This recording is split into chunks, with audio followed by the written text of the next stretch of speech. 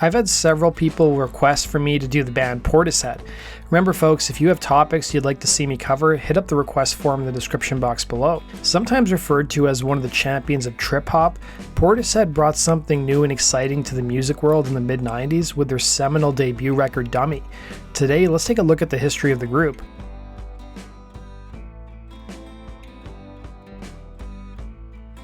The history of Portishead began with an English teenager named Geoff Barrow, who originally planned on doing graphic arts for a career. But after seeing he wasn't a good student, he decided to give music a try. Taking inspiration from rap records and film soundtracks, he began to stitch together musical samples in his bedroom. It was at the age of 18, wanting to break into the music industry, he called a local Bristol producer asking for a job.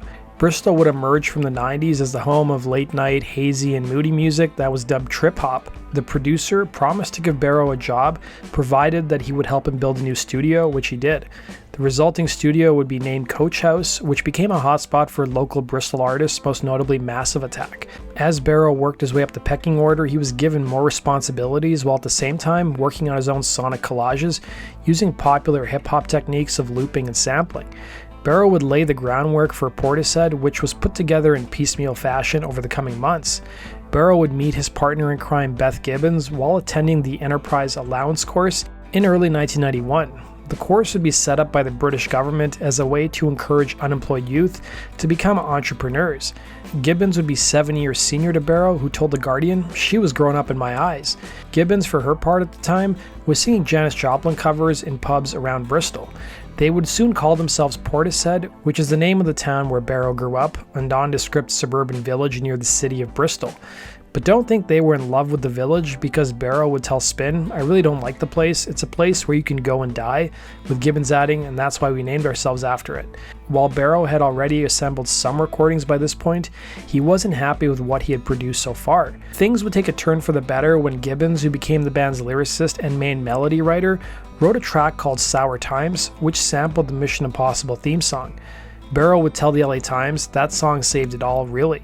The pair soon enlisted guitarist Adrian Utley, who was also working at the Coach House studios. Utley was 8 years senior to Gibbons and 34 at the time, and was barely making a living being a jazz guitarist. He had just finished another session in the studio downstairs, and he would tell The Guardian what it was like to meet Barrow and Gibbons for the first time, recalling, "I remember opening the door upstairs and me hearing It Could Be Sweet, one of the first tracks written for Dummy. I was all, F me, what is that? Just hearing the sub bass and Beth's voice, it was unbelievable. Like a whole new world that was really exciting and vital." The musicians, despite their age differences, hit it off and started to learn from one another. Utley was blown away by Barrow's knowledge of sampling, while Utley had an extensive collection of spy films that gave Barrow access to new sounds he hadn't heard before. Word of the group's talents soon caught the attention of record labels, with Polygram signing Portishead to their label Go Discs.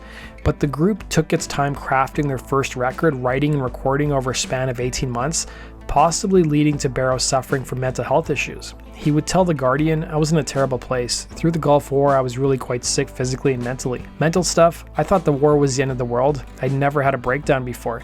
I think it was just the pressure of the Portishead stuff. I didn't know I was having it. And no one ever talked to me about mental health in any way.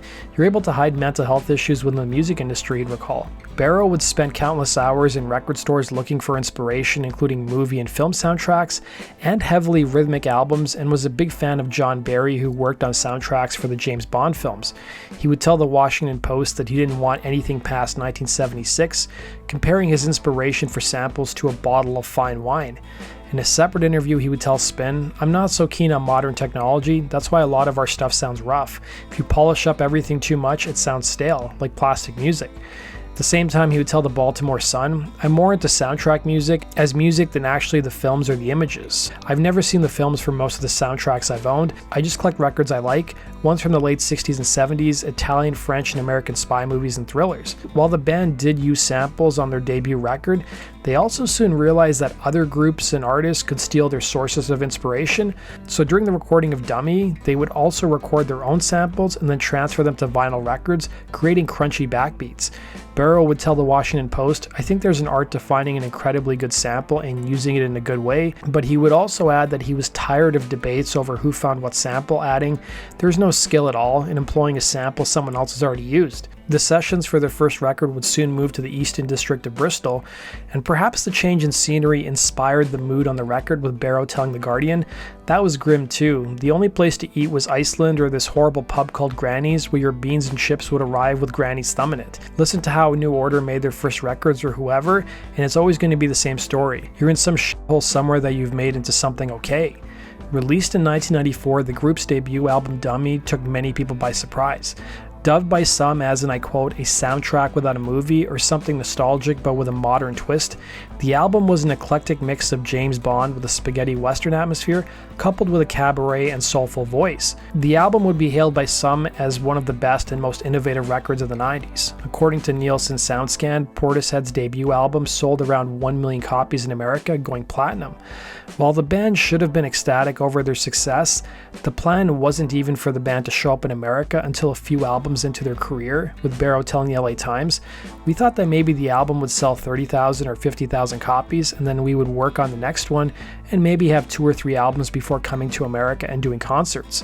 A lot of the press coverage around Dummy led some in the media to question whether the group's frontwoman Gibbons was clinically depressed given her voice and lyrics. Not helping was her tendency to avoid the press and not give interviews, but Barrow would push back against those assertions, telling Spin magazine, "Beth's not a depressive person at all, but she puts a lot of herself into Dummy."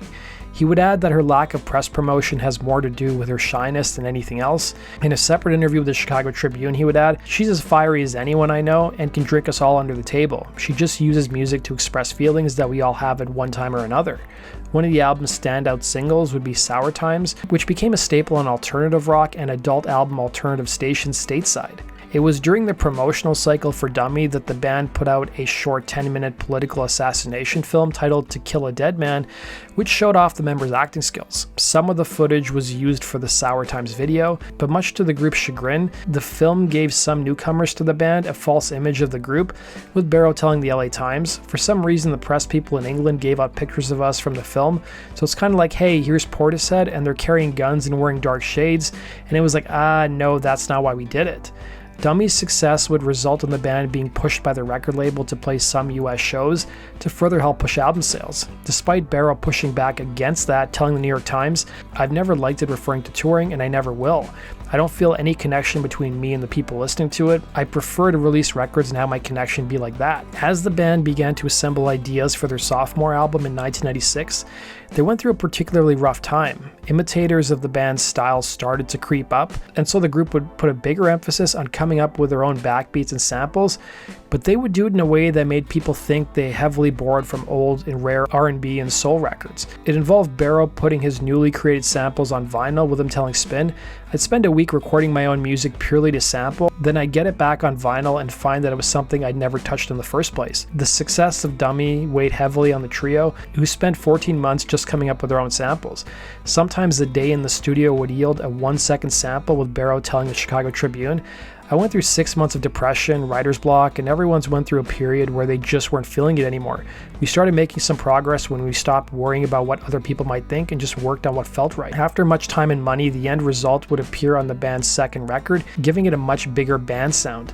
Despite winning much critical acclaim, the album was a modest success and failed to match the commercial success of the first record, moving about 650,000 copies in the US. The tour to support the album would prove to be too much for the group, with Utley telling the New York Times, "It was bigger than it should have been. When things get bigger, you can feel like you're feeding this beast. If you're making a lot of noise, the whole thing starts to work on another level that I'm not really sure that we want it to be on. It's not what we set out to do. We were all drinking lots to get the adrenaline going, and it got a bit rock and roll really, which I'm not averse to, but it took its toll in the end on us. Both Geoff and I, our home lives became messed up. We were divorced." The group would end up calling it quits in 1999, as Barrow would move to Australia for several years, and he would eventually start his own indie label named Invader that would release jazz and heavy metal albums.